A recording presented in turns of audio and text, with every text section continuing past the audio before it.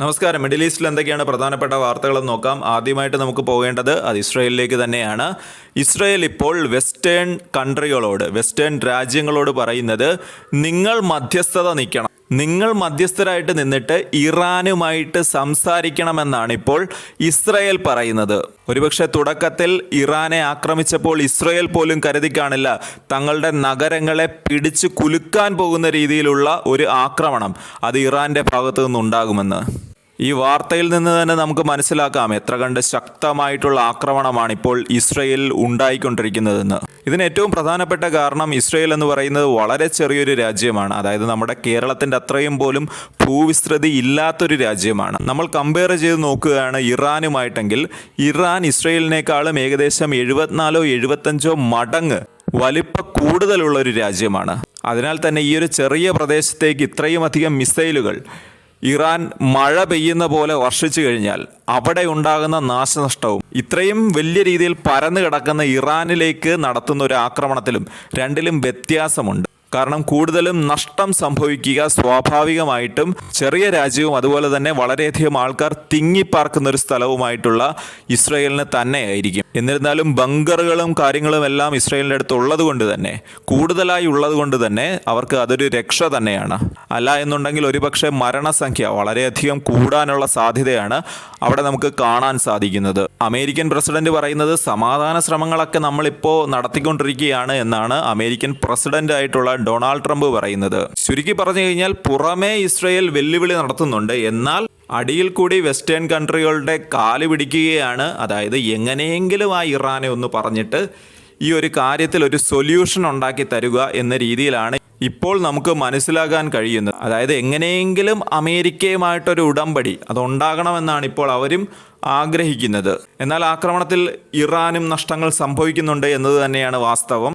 പുതിയ റിപ്പോർട്ടുകൾ പ്രകാരം ഇറാന്റെ ഉന്നത സൈനിക ഉദ്യോഗസ്ഥൻ ഇസ്രായേലി ആക്രമണത്തിൽ മരണപ്പെട്ടു എന്നൊരു വാർത്തയും വരുന്നുണ്ട്. അലി സഖ്മാനിയെയാണ് ഇപ്പോൾ കൊല്ലപ്പെട്ടിരിക്കുന്നത്. അതിന്റെ പ്രതികാരവുമായിട്ട് ഇറാൻ ഇപ്പോൾ ടെൽ അവീവിൽ കനത്ത ആക്രമണം നടത്തുന്നു എന്നാണ് നമുക്ക് അറിയാൻ സാധിക്കുന്നത്. അതിനിടെ ട്രംപിന്റെ മുന്നറിയിപ്പ് വരുന്നുണ്ട്, ഇറാൻ യുദ്ധം അവസാനിപ്പിക്കണമെന്നും അമേരിക്കയുമായിട്ടുള്ള ചർച്ചകൾ അത് പുനരാരംഭിക്കണമെന്നുമാണ് ഇപ്പോൾ ട്രംപ് പറയുന്നത്.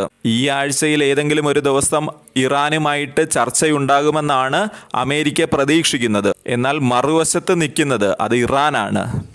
മറ്റ് ചില കൺട്രികൾ, ചില രാജ്യങ്ങൾ, അതിൽ ചില അറബ് കൺട്രികൾ, ഞാൻ ചില അറബ് കൺട്രീസ് എന്നേ പറയുന്നുള്ളൂ, എല്ലാവരെയുമല്ല, ചിലർ അമേരിക്ക എന്ത് പറഞ്ഞാലും അതുപോലെ കേൾക്കുന്ന ചില കൺട്രീസ് ഉണ്ട്. എന്നാൽ ആ ഒരു ഗണത്തിൽ കൂട്ടാൻ പറ്റുന്ന ഒരു രാജ്യമേ അല്ല ഇറാൻ എന്ന് പറയുന്നത്. അത് അമേരിക്കയ്ക്കും നല്ല പോലെ അറിയാം. എന്നിരുന്നാലും അമേരിക്ക മുന്നറിയിപ്പ് എന്ന രീതിയിൽ പറയുന്ന കാര്യങ്ങളിൽ ഇറാൻ എന്ത് തീരുമാനമെടുക്കുമെന്നുള്ളതാണ് ഏറ്റവും പ്രധാനപ്പെട്ട കാര്യം. എന്നിരുന്നാലും ഈ ഒരു കോൺഫ്ലിക്റ്റ് അത് എത്രയും പെട്ടെന്ന് തീരട്ടെ എന്ന് ആഗ്രഹിക്കുന്നു. കാരണം യുദ്ധം എന്ന് പറയുന്ന ഈ രണ്ട് രാജ്യങ്ങൾക്കും കനത്ത നാശനഷ്ടം തന്നെ വരുത്തിവെക്കും. മറ്റൊരു വാർത്ത വരുന്നത് ഏറ്റവും പ്രധാനപ്പെട്ട ഒരു കാര്യം, അതായത് ഇസ്രയേലി ഡിഫൻസ് സിസ്റ്റം, അതായത് അയൺ ഡോം പോലെയുള്ള ഇസ്രയേലിൻ്റെ വിശ്വവിഖ്യാതമായിട്ടുള്ള ഡിഫൻസ് സിസ്റ്റത്തിനുണ്ടായ പരാജയം കുറച്ച് നാൾക്ക് മുമ്പ് വരെ തള്ളി മറിച്ചുകൊണ്ടിരിക്കുകയായിരുന്നു. ഈ ഒരു ഡിഫൻസ് സിസ്റ്റത്തെക്കുറിച്ചും ഇതിൻ്റെ എഫിഷ്യൻസിയെക്കുറിച്ചും എല്ലാം തള്ളി മറിച്ചിരുന്ന വെസ്റ്റേൺ മീഡിയ ഇപ്പോൾ അതിനെക്കുറിച്ച് വലിയ കാര്യമായ രീതിയിലുള്ള കവറേജോ കാര്യങ്ങളോ ഒന്നും തന്നെ കൊടുക്കുന്നില്ല. എന്നാൽ ഇറാൻ്റെ പക്കലും ഡിഫൻസ് സിസ്റ്റം ഉണ്ട്. S-300 പോലെയുള്ള നല്ല രീതിയിൽ പ്രവർത്തിക്കുന്ന ഡിഫൻസ് സിസ്റ്റം ഇറാൻ്റെ പക്കലുമുണ്ട്. എന്നാൽ ഇത്തരമൊരു തള്ള്, അതായത് അയൺ ഡോം എന്ന് പറയുന്ന എന്തോ വലിയ സംഭവമാണ് എന്ന രീതിയിലൊക്കെ പറഞ്ഞ് പെരുപ്പിച്ച് വെച്ചിരുന്ന ഒരു ബലൂണ് അതിങ്ങനെ പൊട്ടിപ്പോകുന്ന ഒരു കാഴ്ചയാണ് നമുക്കിവിടെ കാണാൻ സാധിക്കുന്നത്. അതായത് റിയാലിറ്റിയിൽ ഈ അയൺ ഡോം പോലെയുള്ള ഡിഫൻസ് സംവിധാനങ്ങൾ വൻ പരാജയമാകുന്ന കാഴ്ചയാണ് നമുക്ക് കാണാൻ സാധിച്ചത്. അതിനുള്ള ഏറ്റവും നല്ല ഉദാഹരണമാണ് ഇപ്പോൾ ഇസ്രായേലിൽ നിന്ന് വരുന്ന ഓരോ വിഷ്വൽസും ഓരോ ഇമേജസും.